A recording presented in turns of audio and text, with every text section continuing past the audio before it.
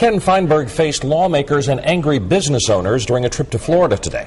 Feinberg said progress is being made, but he admitted to Fox 10 News that it's not nearly enough. Fox 10 News reporter Matt Barentine has the story from Tallahassee. Will you consider extinguishing and getting rid of those releases? Florida lawmakers put question after question to Claims Administrator Ken Feinberg. What are you specifically going to do to achieve the transparency? Does that include operational costs? How does this create any type of perception of accountability or transparency? And Feinberg had answers, sometimes apologetic. We have blundered. And believe me, with 500,000 claims, the GCCF has blundered in some cases. At other times, defiant. It is incorrect to state that I have deliberately delayed the payment of interim payments in order to use economic compulsion to urge individuals and businesses to take the quick payment. That is not the case. Many of the questions were about the lack of transparency in the claims process. This is my Achilles heel.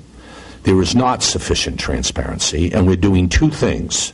Those two things are posting final rules on claims and bringing in more people at the local level with authority to make decisions. So that individual claimants will get answers quicker and more effectively than they have to date. If you say something, you should be able to back it up. Hotel owners from the Pensacola area brought signs of protest. When they weren't allowed to bring the signs inside, they found another way to be heard. Members of the audience, please.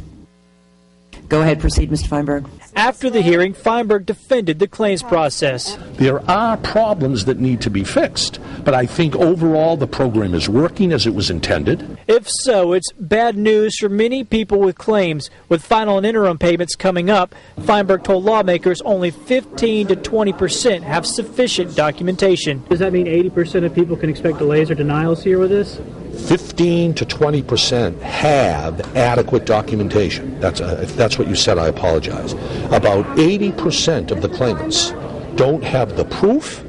They haven't given me what I need. I will not pay claims. I don't need, an accountant's ribbon.